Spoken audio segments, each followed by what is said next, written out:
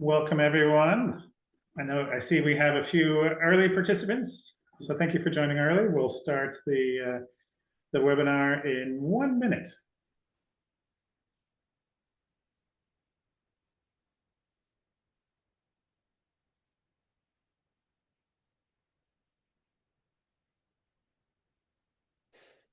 Just 30 seconds for those who are coming in now. Thank you for joining us for our webinar. Very excited about the discussion that we're about to have.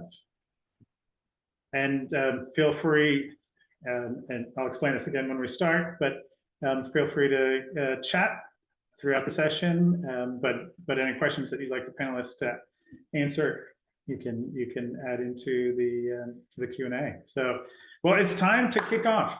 So good morning and good afternoon, everyone. I'm Dan McFadden, Managing Director at Edalex, and also a Director at SkillsAware. And it's my great pleasure to serve as your moderator today on our webinar on how to optimize your eQuals badges, going deeper with Credentialate. As you can see on the screen, for those who are just joining, we'll have a Q&A session at the end, so feel free to pop your questions in there throughout. But we also have a chat facility, and great to see Deb, you've already hopped in there with an intro, so feel free to chat as we go along. So again, fantastic panel today, and really looking forward to our discussion. As we commence, I'd like to start by recognizing the traditional custodians of the lands on which we meet. For me personally, in the southeastern suburbs of Melbourne, they're the Boonwurrung people of the East Kulin Nation, and I pay my respects to their elders past, present, and emerging. And I'd also like to acknowledge any other First Nations people who are joining us here today. So a quick look at our agenda. Obviously, many of the people on the attending today's webinar will be very familiar with eQuals, perhaps less so around eQuals badges. So Taki will be guiding us through a bit of a history around eQuals and eQuals badges. And then we'll hand over to Margot, who will talk about how Credentialate extends eQuals and the badges and that functionality. And woven throughout our discussion today is how does this collaboration, this partnership, what is the impact first and foremost on your learners, but also what are the benefits for your institutions? And then, as I flagged, we do have time at the end for a Q&A. So looking forward to that. And I'll introduce each of our two main speakers before they speak. Now, I have had to tweak the bios slightly. We do have a pact here at Edalex where we only max out in terms of people's experience at 20 years. We figured that's enough to prove that people have really deep experience and expertise. But what we found is by saying 20 years plus, that helps keep us young. So miraculously, we don't age any further. So I'll kick off by introducing Taki. Taki Diakumis is Senior Director of Engineering at Instructure. A technology evangelist with 20+ years of experience, Taki has built and led high-performing technical teams across diverse sectors, from finance and government to healthcare and higher education. Notably, he spearheaded the initiative for Australia's first open MOOC platform. Taki thrives on building innovative and disruptive solutions that deliver exceptional user experiences. Driven by intuition and an authentic desire to drive innovation, Taki is dedicated to making significant contributions to the digital credentialing ecosystem around the world with Parchment. So Taki, without further ado, thank you so much for joining us, and I'll turn it over to you. Wonderful. Thank you, Dan.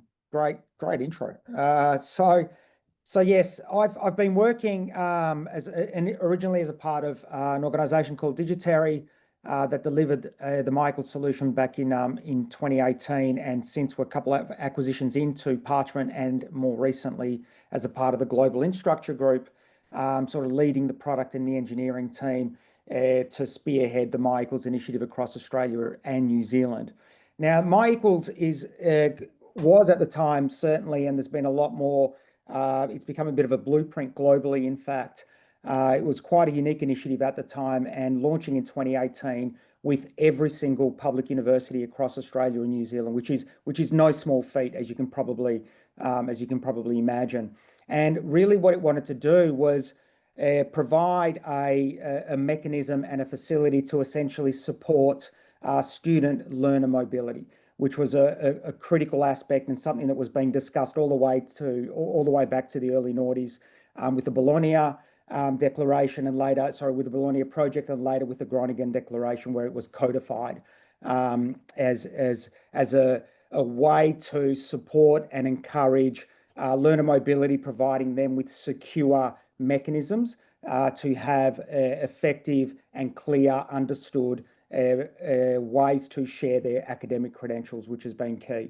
Now, beyond that initial public university rollout from 2018, MyEquals has now grown, I'd say almost exponentially, out to over 120 institutions and counting. So more broadly, we are encompassing more and more of the higher education sector, which includes, of course, TAFEs and other vocational providers, which has really been a key aspect of sort of fueling a lot of MyEquals growth, and certainly allowing us to tap into different ways that learners learn, and different ways that learners can also assert their learning and be able to present their awards critically in this now very heavily emerging sort of skill-based ecosystem and skills-based economies that we're seeing.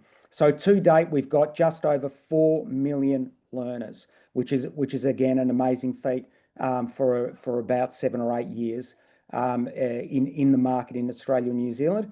And we've issued nearly 15 million documents. So these are certified, secure artifacts that learners can use to share with employers or government agencies for a variety of different purposes, for further advanced study, to migration, employment, and so forth. And really, it does work towards realizing the original vision to create a record of learning for life for people across Australia and New Zealand.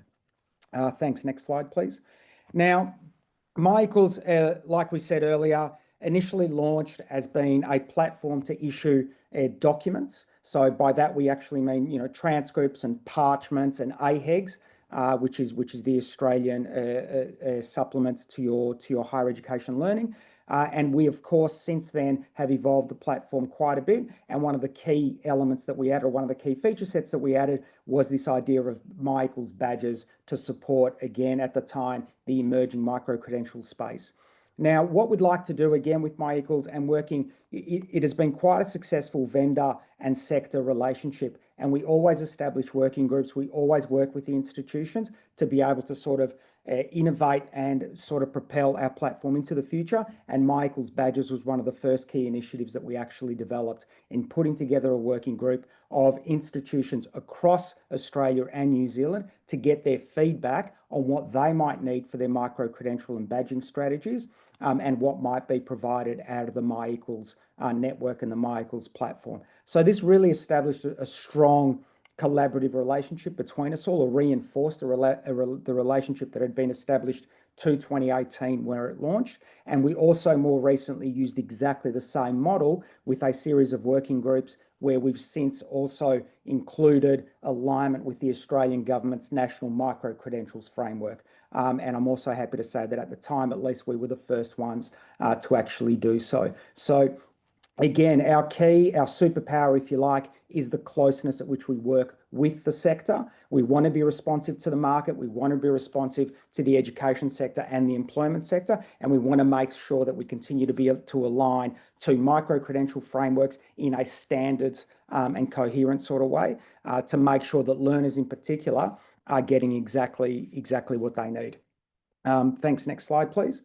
Now, one of the other key innovations that we're doing, and this is where we feel the apex sort of comes into our relationship with Edalex towards what Credentialate sort of offers as well, is we really believe in learners creating stories, and we want them to create and be able to arrange and create these holistic sort of academic profiles of their achievements to support specific jobs to be done. And we also acknowledge that every time we might present ourselves for employment or for something else, we may present in slightly or subtly different ways to support that specific activity. So the whole idea of now learner profiles, where we elevate skills, and these are skills that are derived from or attached to specific sort of awards or credentials that we may achieve along our lifelong learning journey, are part of what we now consider to be those first-class elements of what might be an academic profile. So what we're trying to do is move beyond sort of individual sort of credentials to create this more complete, or certainly more holistic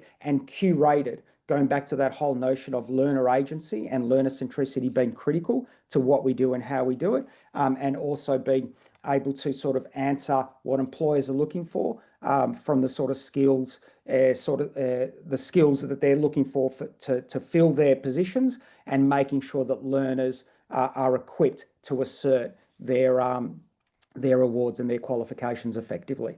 The relationship with Credentialate now is actually realizing a lot of this capability a lot more, and Dan will cover off from here. Thanks, Dan. Wonderful. Thank you so much, Taki. And so the stats that just rolled off your tongue, more than 120 institutions involved, more than 4 million learners and 15 million documents. That's just an amazing scale, and that's part of what part of why we're so excited about this partnership with eQuals. And so briefly, a little bit about Edalex for those who may not be too familiar with us.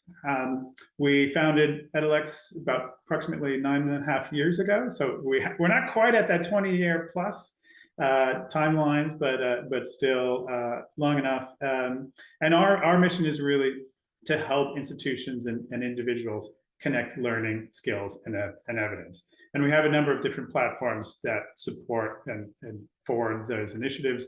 And Margot will shortly be talking about Credentialate.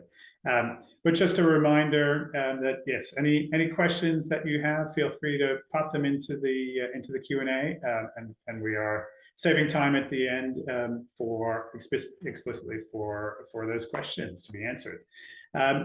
So now I'll turn over to Margot to really explain a bit more around what Credentialate is, why it's important, to contextualize it with eQuals and eQuals badges.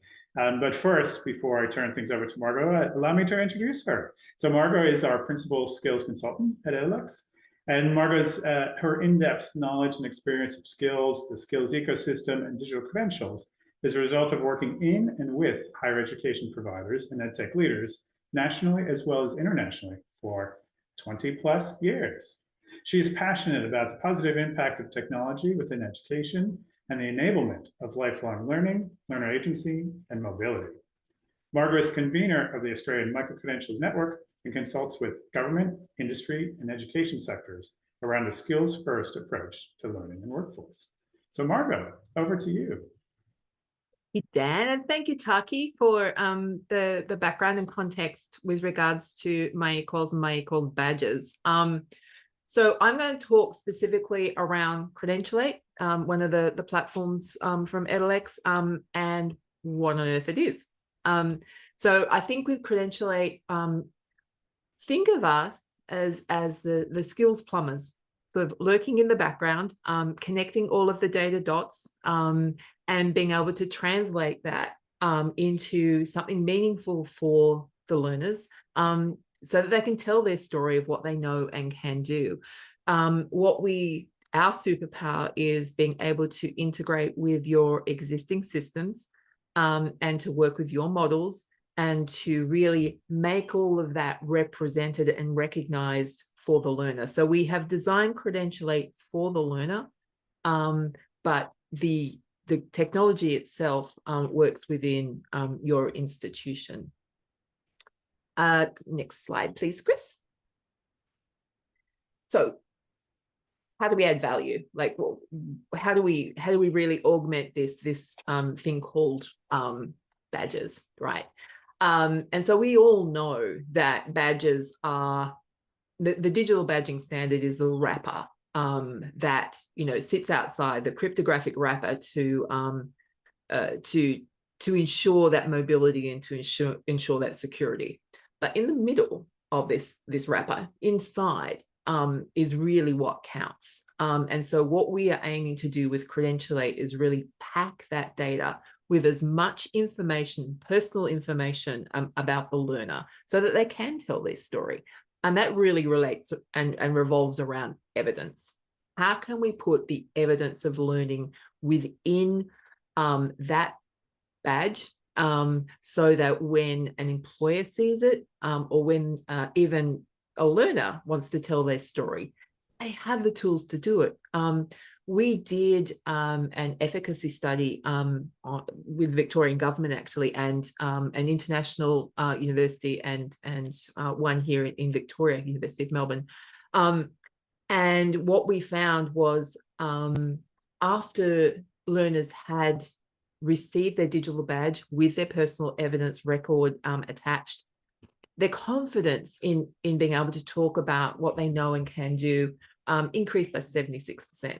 So we thought that was a pretty significant statistic to share with you all. In terms of the nitty-gritty of where we actually add value, it's around automation and scale. We can automate your processes. And in fact, that's really saving you having to throw human resources at your micro-credential or digital badging program. I will go through and talk to each of these individually. So I'll do it super quick right now. But the other place where we really add value is if you have complex awarding structures, right? Do you need 2 out of 3 for this particular course and 3 out of 4 for this one? And do you want to map all of that into pathways? A lot of that is data that your LMS simply can't handle because it's not set up that way. LMSs do a beautiful job of doing what they were designed for, right? Which is around handling course level and unit level data.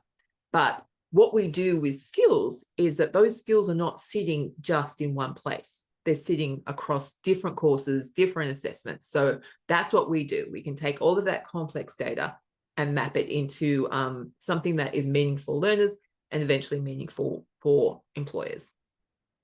We believe too that evidence is trust. Like in this brave new world of digital credentials, how do you trust those? There is a proliferation of these digital credentials, but the trust marker comes from the institution. But we also do need to embed that evidence as trust as well. I told you about the learners being able to tell the story of what they know and can do. This is the tool to do it. We also feel that we are building that bridge between education and industry by ensuring that there's a common language around skills. And I'll get into that a little bit further. And by aligning to frameworks that are meaningful, whether they're industry standards, whether they're the National Skills Taxonomy, whatever is meaningful to add context to the skills is really important.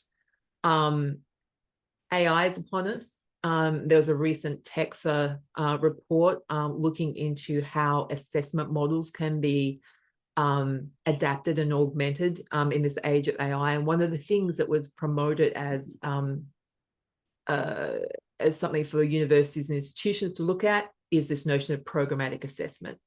Programmatic assessment does mean a change in the methods that you're using. What it also means is a lot of data points, right? And that's where we can help by bringing and aligning those data points. But above all, what Credentialate does is provide skills visibility. And that's really what we're all about. Next slide, please. So I'll move through this pretty quick, but I did want to just talk to you a little bit about some examples of automation and scale. We work with a very large vocational provider, public vocational provider.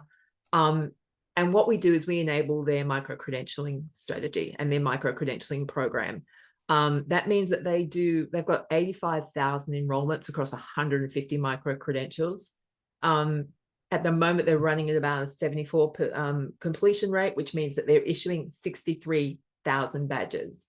That's a lot. And they don't do that with any extra people. We're the automation piece, right? We run that in the background. It's continuous enrollment. They don't have any extra resources applied to the management of their credentialing program.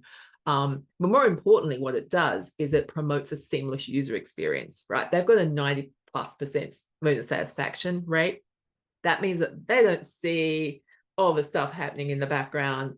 Learners enroll, they do their course, they do their assessment, they get their recognition at the end, their digital badge. None of that is, the data exchange is seen by the learner. So that's really important to us. The other area where we add value is in this end-to-end data interoperability. So we have worked with a really complex use case in the US where we had to take data from a learning management system, and embedded in that learning management system were simulations, assessment simulations. There was a very complex awarding model where you had to get all of the sub-competencies before you could get the credential. But this particular customer wanted those sub-competencies or skills to be visible to the learner. And the way we did that was to pass those skills onto another platform so that they could be visualized and recognized. But once they had all of those sub-competencies and they got the credential, that had to be passed on to another badging agent. All very complex. I won't go into the details. Just know that where we came into it was as the signal directors. We could take data, we could transform it into the data package that needed to be either sent to a badging agent, sent to a wallet. We could, in fact, use different standards. One had to go in an OB2 format, the other had to go in an OB3 format. So what we can do is handle very complex data and do that in a way that can map an end-to-end integration, but more importantly, have a seamless user experience for the learner. They don't need to know that this is all going on. Next slide, please. I just want to say a little bit more about that complex data mapping, and I touched on that around the text report around programmatic assessment. But really, it doesn't entail multiple data points, right? And those data points have to be made sense of for the learner, right? So that's kind of where we could come in. If you're mapping skills across different years, across different courses, across different units, and think for that maybe employability skills, those durable skills, they're a bit tricky to recognize. So you kind of do need to take the data out of the LMS and run it through the models that we employ, and then package it in a way that the learner employers can understand.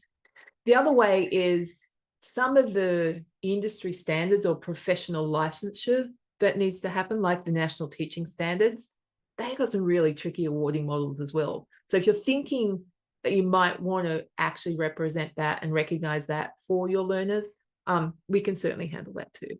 Next slide. So a little bit more about why your LMS can't handle that. It's because they're designed to handle courses, and we know skills sit across courses. Next slide, please. I won't spend an enormous amount of time. This is just another visual to sort of show you how that all works together. And you can see here that when we're recognizing a skill, whether that's a technical skill, whether that's a durable skill, whatever skill that is, sometimes that skill is actually assessed in multiple different places. It could be in your group work, it could be in your lab work, it could be in your reflective piece, and those could be across different years and different courses. So there has to be a way to bring all of that together if you're truly going to recognize the skill of, say, collaboration. Next slide, please, Chris. So we really believe that providing as much evidence or proof of learning is really, really important, right? And it has to be evidence of your learning as an individual, as opposed to just saying what you did to get it, as in a credential or a badge level or a course level completion, right? How did you go? Because Dan, Taki, myself could have all done the same course, but there's no real story attached to that, that I was simply amazing, or that Taki was, fantastic in this area, or Dan was, a standout in another. So we actually need that evidence. Chris, I'm going to trust in the technology that you might be able to link out to this or not. Hopefully everybody can see Alexandria.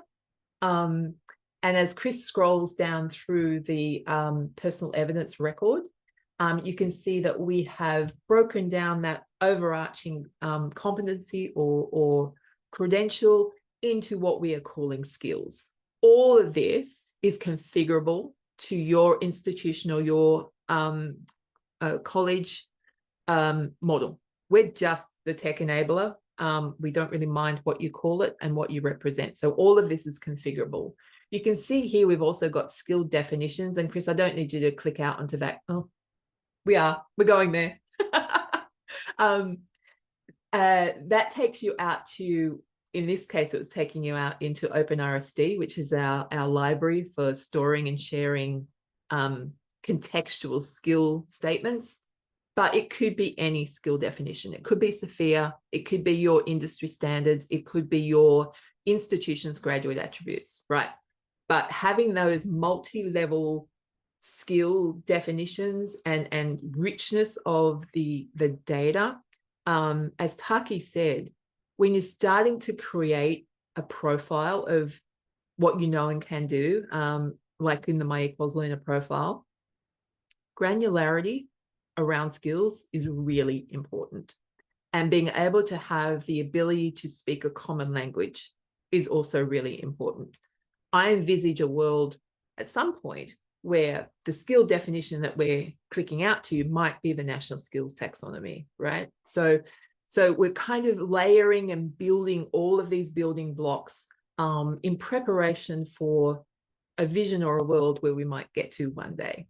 If you scroll down, Chris, yeah, you can see here, we can also bring in artifacts of learning as well. Now those artifacts are not, it's not an e-portfolio. This is the proof points, right? If we're saying Alexandria has this particular competency, these are the things that back her up, right? And then of course, the alignment out to the relevant frameworks. Again, we have internally in Credentialate the ability to have framework libraries.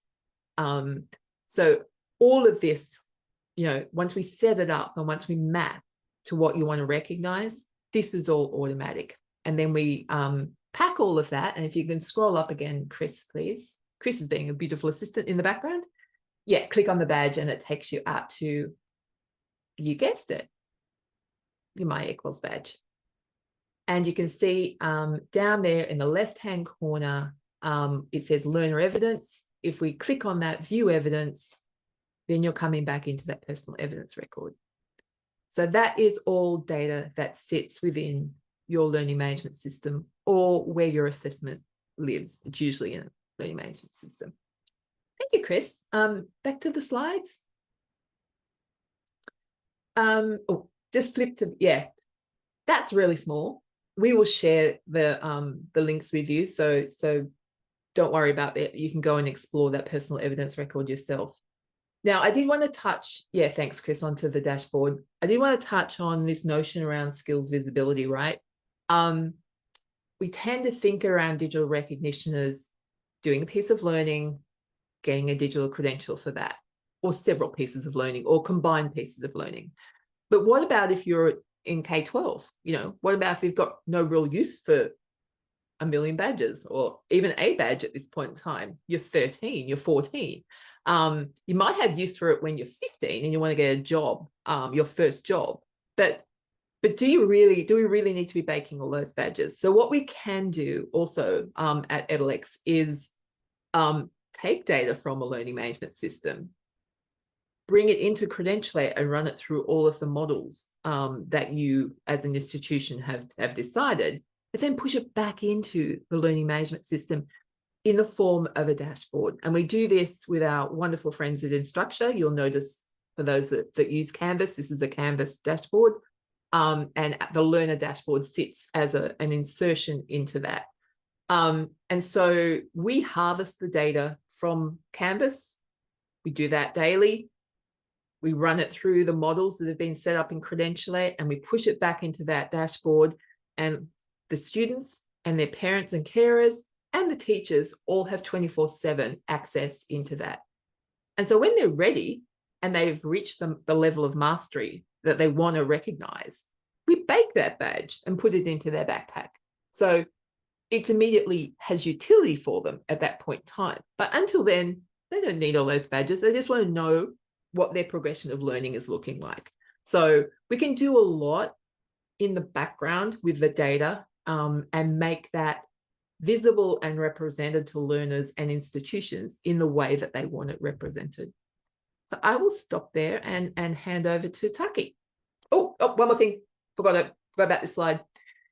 If anyone wants to know about what we do, we've got a little free guide on our website, which just might be helpful if you want to go through it and just see how we do it. Okay, over to you, Taki. Brilliant. Thank you very much for that, Margot.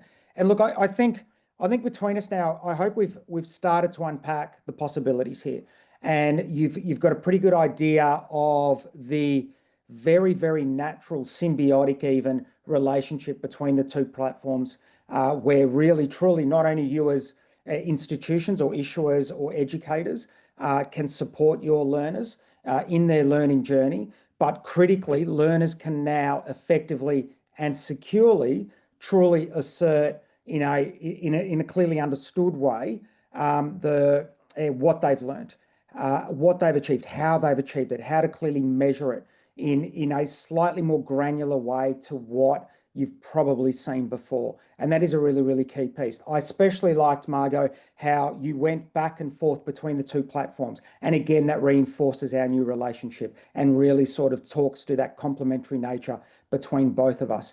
And again, what we want to do is we want learners to be able to tell stories, right? We're all storytellers. We're all lifelong learners, right? We want them to be able to tell their story in a verifiable, in a secure and verifiable way.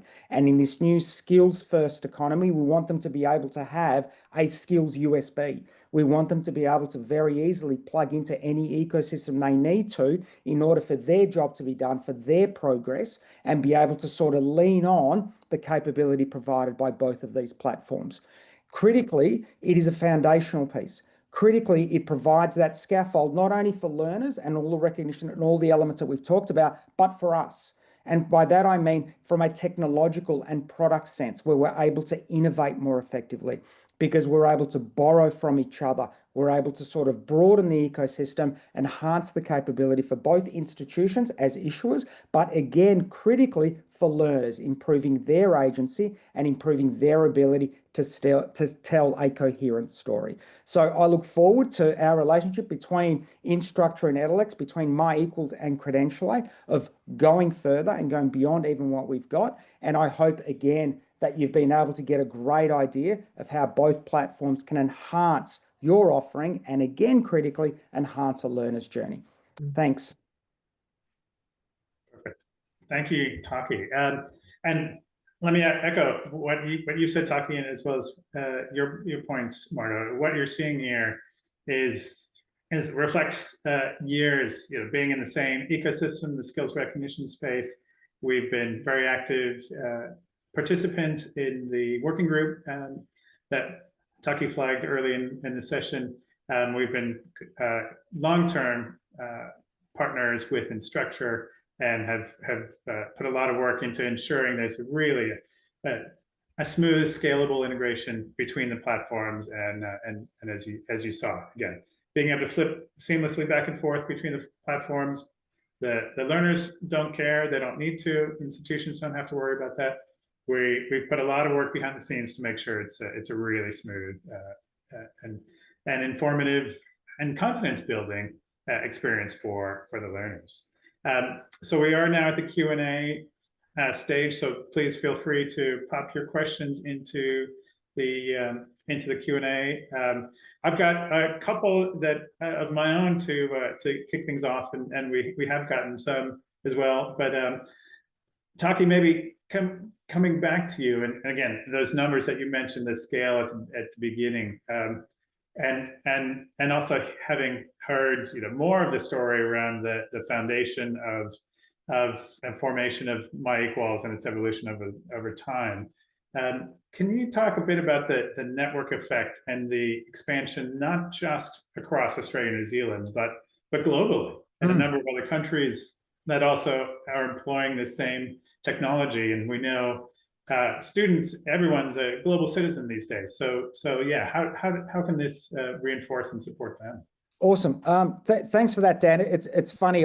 It was something it was a bit of almost a glaring omission after I was mentioning the history of my equals earlier, because I started by saying that it has become a reference point and almost a reference implementation for these types of networks, and it truly has, right? So after my equals, and I'm proud to be part of it as an Australian, as part of that Australia-New Zealand initiative, that we really did and continue to lead the world in these types of credential network, in these secure, verifiable credential networks. So since then, or actually staying with my equals briefly, what it also provides learners of who are receiving their credentials through my equals and institutions that work within the Australian New Zealand context, it actually does provide, is a gateway to the world. We have receivers from all over the world who are recipients of these credentials. Again, one of the key mechanisms built into the platform and one of the key tenets in terms of what my equals wanted to achieve was that ability for learners to share their credentials, badges, documents, what have you, the learner profiles that we saw earlier, sharing that as a whole sort of unit or story. And they can do that anywhere in the world. We have receivers from North America, from Europe, from Asia, from Africa, from everywhere, and they're all connected into the My Equals network. Now, if we go broader to some of the other points that you were making, we've also now got a similar network in Canada. It's actually called the My Creds network, bit of a play on My Equals, if you like, but we were first. And again, they're seeing similar results. They're seeing similar sort of, the outcomes, the uptick in learner mobility, in the way these credentials are being used, in creating a broader, secure ecosystem where it is becoming understood that if you start to receive an academic credential, it should be through this type of channel. And that's a really, really important learning broadly for all of us, for ecosystems, for government, for employers and so forth. And again, we've got a similar impact across Europe with a similar network in the UK and Ireland, which, by the way, is where we first grew from as well. So yes, you have a network effect. We continue to participate within the Groningen Declaration Network, and My Equals again is seen as a reference point. And in fact, the next annual meeting is in a couple of weeks, where Anthony Manahan, who runs the My Equals program for HES, will be presenting his update to the group about how well My Equals is doing, which we really look forward to as well. Brilliant. No, that's wonderful to hear. Thank you, Taki. And Margaret, a question for you. A number of institutions, especially the larger ones, may have a number of different badging providers, and while they may migrate or may wish to migrate across to My Equals badges, is it an all or nothing situation, or is there ability to handle multiple and support that migration? Yeah, well, as the data wizards in the back end, and as I said, we're signal directors, so we can actually handle putting the signal, the recognition signal to My Equals, but we could also, if you absolutely have the business school on another badging provider and you can't really get them off really quickly, we can actually handle pushing that signal to multiple different badge providers. And in the background, that does help a university, who are complex beasts. We know you're complex beasts. So yeah, it's a data issue. We handle data issues very well. Perfect. Great. And a reminder, feel free to pop additional questions into the Q&A. Another one for you, Margot, in terms of Credentialate,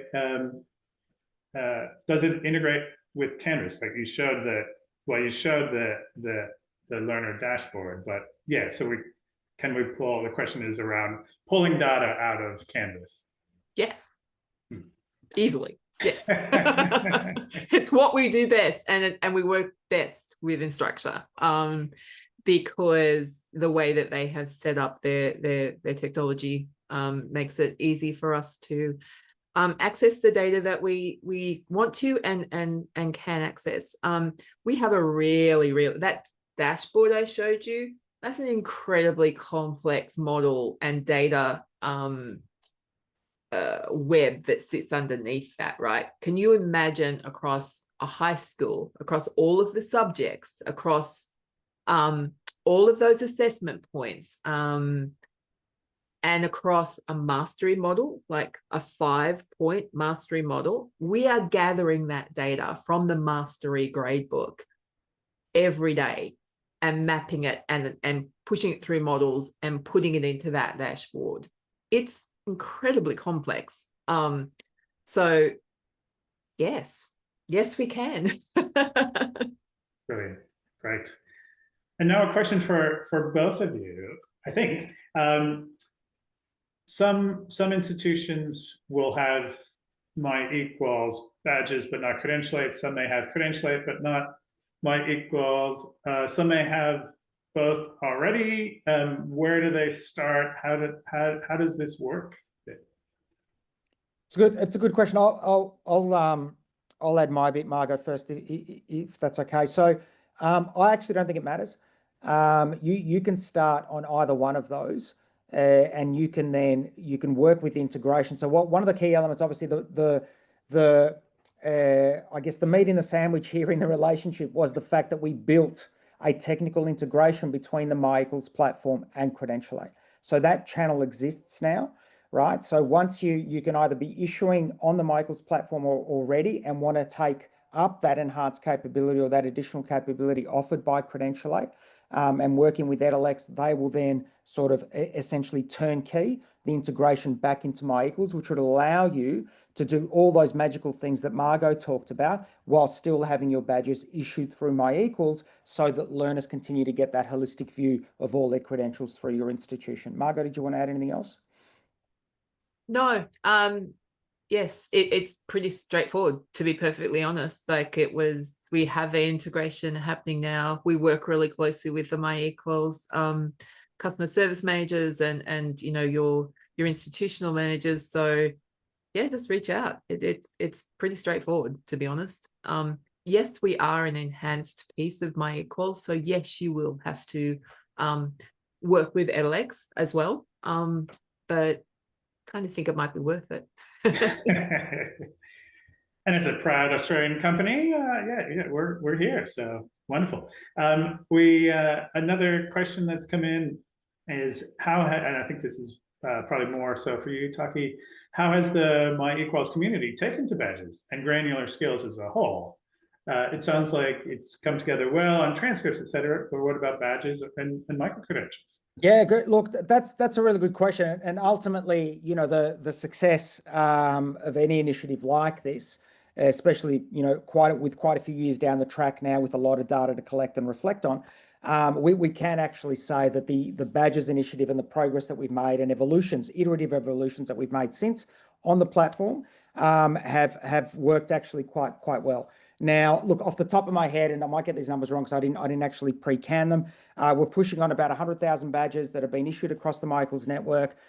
We had initially, obviously, you start with a subset of institutions, and that slowly grows as well. And there's different ways that, obviously, a lot of the things with the technology is that technology tries to align to a micro-credential or a badging strategy that the institution will inherently have within its faculties, in terms of the way that it operates and the way that learning sort of happens on campus and across different schools. So a lot of it is a bit of a, we're kind of bunny hopping each other a lot of the time, and there has been a lot of that. One of the things around skills that were in fact one of the current subjects, in fact, in the working group, which continues many years strong and continues now. One of the hot topics is across starting to align skills. And by that, I mean plugging into taxonomies, so that when we're talking about stuff, we're talking about the same stuff. And that way you can more easily make it relatable for learners and for employers, or however that data is being used. And that is really the next big sort of holy grail for us that we are going to be tackling, where we are going to start to standardize on published taxonomies, whether they're government driven from here or sector or what have you. And of course, you've got a lot of global initiatives that are starting to publish this stuff out as well. So I think that's only going to improve. Admittedly, initially, Yeah, a lot of institutions playing with their own skills tags, playing with that, which is super valuable and super important, and they continue to do it, and we want them to continue to do it. But ultimately, we do want them to hook into published taxonomies just to create that slightly more level and understood playing field as well. If I could just extend on that too. So digital badges came from the Open Recognition Alliance and work, right? And that firm belief that all learning counts. And from that came this notion of providing more flexibility to learners, and that's where micro-credentials came in. Why do we just have to have these long form qualifications? Can we not have smaller forms of learning? And how do we represent that and recognize that in a way that's secure and portable? So that's kind of where it all came from. And it had its origins in this notion of equity. I think a skills first ecosystem is deeply rooted in this notion of equity, that just because I don't have a formal qualification does not make my learning invalid.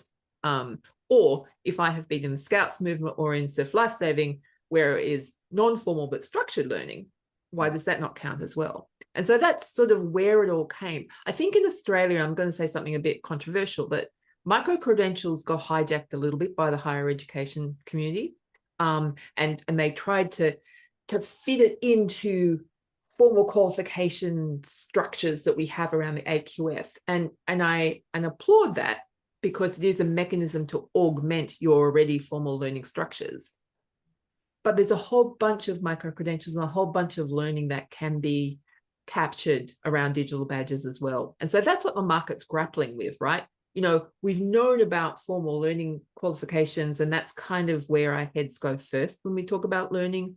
But work-based learning and informal learning and non-formal learning, that stuff needs to be captured as well. And so the market's still in this messy middle, I guess, trying to figure out what to do with that, particularly from an employment perspective. How do employers recognize these shorter forms of learning, this learning that's happening outside of formal learning structures, but also, you tell me you've got a degree from this particular institution, but I don't actually know what you can do because you've just told me a whole bunch of letters and numbers. So yeah, we're in this state of flux. There are no perfect answers, but gosh, it's changing really rapidly. And great answers, really insightful from both of you. And just adding another point on that initial question around the adoption of badges, Taki, I think part of the driver for really enhancing that learner profile is to help capture both the very formal as well as that gamut from formal to informal that institutions are recognizing. 100%. And one of the inherently beautiful things about badges is that they anchor to a data model. I often refer to it, it's a digital native credential. There's data inside it. Those skills tags that you saw in the profile earlier are derived from badges, right? That stuff isn't yet available in some of the more traditional some of the more traditional documents like your parchments and your transcripts and so forth. We're working with institutions to get at that for sure, but that stuff is there in badges now and always has been, right? And again, that is another critical superpower that's embedded inside that. Another question that's come in, which may be one that you get a lot with Taki, which is, given how similar MyEquals and Canvas badges look, both of which appear to be part of the instructor family, can you please explain the differences and when should one be used versus the other, benefits using one over the other? Yeah, that's a good question, and one that we are getting a lot now. Now, it's in terms of the key benefits, what I will say is that in Structure's Canvas credentials, it's now actually it's been rebranded to Parchment Digital Badges. Now, one of the key obvious benefits to that is that it does provide a more broader capability than what MyEquals Badges does. So it does have notions around pathways. So you are able to sort of start to connect badges that you can't yet do in MyEquals Badges. So it does give you that broader capability. The other thing that's worth understanding about what they've done as well is it does support OB3, so Open Badges 3 standard, which is a verifiable credential. Again, we won't do a deep dive on that right now, but that is essentially the new way to represent some of these credentials. The uptake on that is I guess, gradual. So we've got a bit of a way to go, but nonetheless, it is well ahead of sort of the OB2 standard, which is what we're still anchored to in MyEquals. Now, that said, if you want learners today to have that sort of more holistic view that we talked about, and with some of the integrations with Credentialate and so forth, we do think that MyEquals badges is probably a better solution for now. But again, that said, we are currently working on essentially incorporating the formerly known as Canvas Credentials Parchment Digital Badges as the MyEquals badging solution. Okay, so what I'm saying is that no matter which one you go with today, down the track, and that track is kind of soon, I don't want to put any dates on it right now, but we are working towards it becoming one. Okay, so think about what you need today, think about what you might need in 6 or 12 months, knowing, however, that you will get the benefits of the whole in due course. We are actively working to a single platform. That's really exciting. Yeah, that's wonderful. Great. Thanks, Taki. And another question that came in, we've talked about the learners a lot and institutions. Let's shift the lens of, more to the industry side. And are they, and the Daniel asks, how long do you think it'll be before industry really drills into skills data in these badges? Yeah, some do, but others aren't aware that it's there or not quite sure how to use it. So I think question to you both. I'll take a stab at it first, Taki. So with anything new, clearly there is a lag around some of the legacy systems, and particularly on the employment side, how do they ingest these digital credentials into their systems? Most, or a lot, I won't say most, but there are a lot of particularly larger corporations who internally are using digital badges to recognize employee progression or employee achievement. And that's happening internally. But the barrier at the moment is this ingestion of these credentials into their system. So particularly because if they've got applicant tracking systems, those applicant tracking systems are acting, as a you shall not pass. So there's definitely work being done on that. As with any complex system, we're going to bump up against where the friction is in the complex system. And that at the moment is one of the points of friction. But it's changing, right? Because they're using it internally, they'll start to look outside and adapt the technology as they go. Taki, what do you have to say? Look, I don't have a huge amount to add to that, because absolutely. I think what we're also going to see, there are a number of government initiatives and a government pushes to sort of standardize on how some of these things are used. And again, we talked already about sort of published taxonomies and so forth. We think that employers will buy into a lot of that because they're contributing to those as well. So they're sort of, there's a bit of a feedback loop on what they need and what's going to be published, and then what's going to be sort of, I guess, aligned with in some of the learning outcomes that we're looking at. So yes, it will grow. There is a lag. There's no doubt that as soon as you said that, I'm like, 100%. But that will slowly sort of compress. Yeah. It's like any innovation. Exactly. It really is. Yeah. Are we going to go back to analog things? No. Are we hurtling towards more digital era? Yes. So yeah. Absolutely. Good. And we've got one more that's come in, but certainly feel free to pop others in. This one's a question around data and security. And for our registrars and IT teams, data security is a top priority. How is the data handled between MyEquals and Credentialate? What measures are in place to ensure their data is protected? So I'll let you tackle your side, then maybe I'll tackle the Edalex and Credentialate side. Yeah. Great. So 100%. Look, security probably above all the things that we talk about when we get down sort of some of the veneers of the more public stuff. Security is first and foremost. It's the thing that literally keeps me up at night.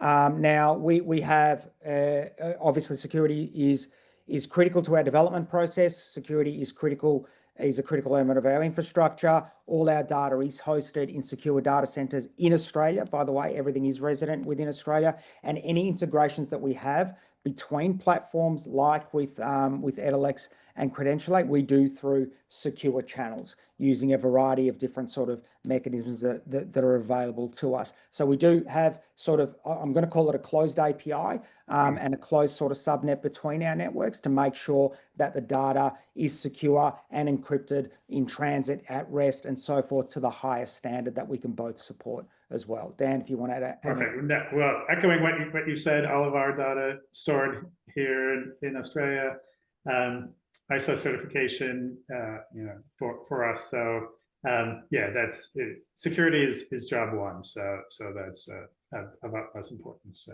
for sure. Wonderful. And if I could just add from the learner perspective too, by design, the standards around an open badge or a digital badge are designed to cryptographically secure the assertions that sit in it. And so it is tamper evident. It's not tamper proof. Nothing's tamper proof. But there's tamper evident. So you know when someone's mucked around with the cryptographic seal, right? So in that sense, way more secure than my piece of paper or my PDF around the kind of learning that I have. So yes, security, it was built with security and portability and privacy in mind. Yeah. Brilliant. Wonderful. Well, we're drawing to a close. Chris, I might just ask if you can just pop the Q&A slide up again. So if, yeah, we'll send the recording out. But certainly if anyone wants to follow up, Margot is the contact person. So feel free to reach out to her. And yeah, and then, yeah, just want to conclude by thanking you, Taki. Thank you, Margot. Thank you, everyone. Yeah, great, big crowd on the webinar today. So thank you. And for those who couldn't make it, obviously the recording will be available for you. But yeah, really want to thank you both for sharing your perspective and insights. And I'm really excited about this partnership that's been years of effort to get to this point. And Margot, I know you presented at my eQuals Connect in New Zealand recently. So yeah, that was a great face-to-face event, which are wonderful to do. But yeah, there's for anyone who is still looking for them, for Margot's contact details, you see them there on your screen. And really appreciate everyone for spending an hour with us today. Really appreciate your time and looking forward to future discussions. Right. Thank you very much. Thanks, everyone. Thank you very much, everyone. Thank you.